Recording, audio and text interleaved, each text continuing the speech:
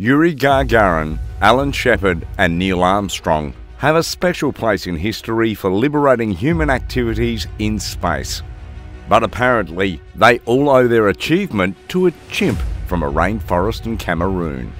In today's video, we'll tell you the story of Ham, first chimpanzee in space, who paved the way for space exploration. Born in 1957, Ham was just another chimp in the rainforest in Cameroon until he was ripped from his habitat by trappers and whisked away to his new home in Florida, the Miami Rare Bird Farm. 2 years later, Ham had to move again. This time, he was bought for $457 by the United States Air Force. The Holloman Aerospace Medical Center in New Mexico became his new home, where he and 39 other chimps were going to perform a series of tasks in a bid to win an unattractive trip to space. The contest was hastened by the space race between the Soviet Union and the United States. That bad blood forming during the Cold War had spilled into other areas, and both countries were vying for global dominance in all areas, including science and technology. Space exploration was seen as a huge endeavour, and whoever managed to crack the code first would get the full credit for being the pioneers of space. But at the time, launching humans into space was deemed too risky. Scientists couldn't tell how the human body would react to the neck-snapping speeds of rockets, and even more worrying is the fact that they couldn't predict what our fate would be the moment we crossed the Kármán line into a world of microgravity. And even if we survived all these scenarios, we would still need to figure out our return to Earth. To find answers to these persistent questions, astronomers decided to send everything and anything they could lay their hands upon to space. From mice to dogs and monkeys, every experimental species had its turn. A handful of them died, some suffered minor injuries, and in some rare cases, the species miraculously returned safe and sound.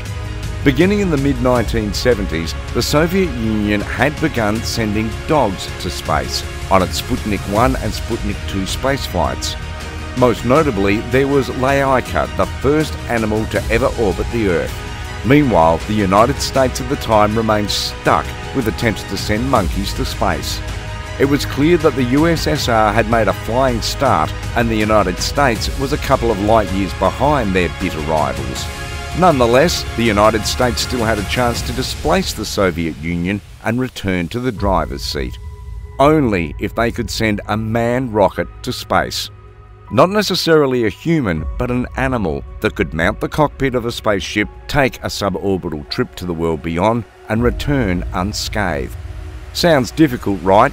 Of course it was, but if there was an animal that could do the necessary things like a human would, or maybe even better, that would do the trick. This explains why NASA had a training camp of 40 chimps, including Ham, under its care at the Holloman Aerospace Medical Center. In this camp, the chimps were subjected to different levels of training, quite similar to what was reserved for astronauts. The chimps endured G-force training and microgravity simulations, as well as intelligence tests and isolation training. To complete this mission, the selected chimp must complete a number of routine tasks that will ultimately determine the success of the mission and his safe return to Earth. Hence, the chimps were taught to respond to sounds and flashing lights by pressing and pulling levers. In return, they were rewarded with bananas with every right move and subtle electric shocks for any wrong move made. Ham was regarded as the best student among all the chimps in camps. Officials described him as wonderful, well-tempered and easy to handle. These qualities made him the best candidate for this experiment. So, on the morning of January 31st, 1961, Ham woke up thinking of how to prosecute his daily task and earn him a few hands of bananas. Unknown to him though, his keepers had other ideas. It was a special day, so Ham got breakfast without having to perform any tasks. It was a special meal as well, nicely prepared baby cereal and condensed milk, vitamins and half an egg to go with it. Afterward, Ham was strapped into a space capsule and ready to take on a journey no human had experienced before. His return wasn't guaranteed either, But this unassuming 37-pound chimpanzee had no choice.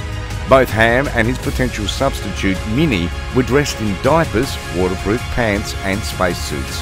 For his final test before the all-important mission, Ham climbed 83 feet to the top of the Redstone 2 rocket. At exactly 11:55 a.m, the MR2 launched, with Ham at the helm of the affairs. History was made the very second the rocket booster left the Earth's surface. And if somehow Ham was able to complete the mission, he would not only go on to become the first chimp to witness the weightlessness of space, he would also be considered as the one that paved the way for space exploration by risking his life to show us how manned space missions should be done. Despite experiencing some technical issues, Ham returned back to Earth after 16 minutes 39 seconds.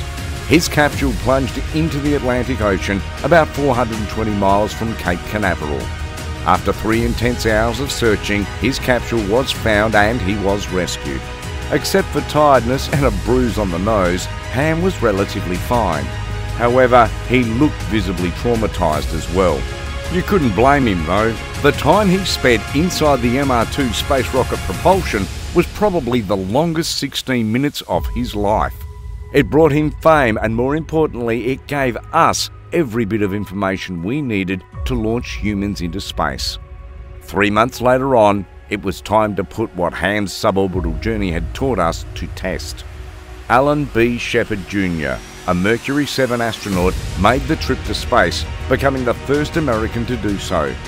Accolades poured in from all directions as the entire country celebrated this feat. But one name was seriously missing: Ham. His courage and his unwilling sacrifice had been forgotten all of a sudden, despite his immense contribution to making space exploration a reality. Sadly, Ham was moved to the National Zoo, where he stayed for 70 years before he was relocated to a chimp colony at the North Carolina Zoological Park in Asheboro in 1980. 3 years later, in 1983, Ham died of a heart attack at the age of 26 while sitting in his favourite spot in the zoo. His body was laid to rest in front of the International Space Hall of Fame in Alamogordo, New Mexico, directly underneath a commemorative plaque.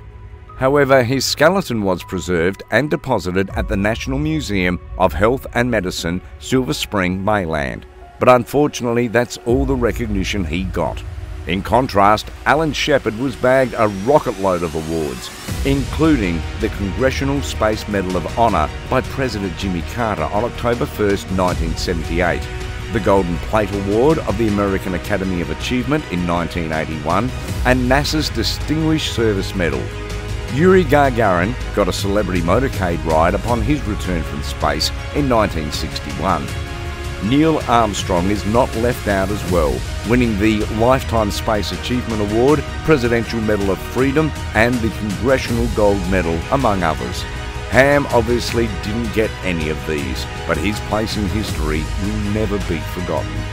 Alan Shepard was a hero, no doubt about that, but whenever people call Shepard the first American in space, I like to remind them of the chimpanzee who beat him to it, said Ralph Morse, one of the photographers that covered Ham's historic landing.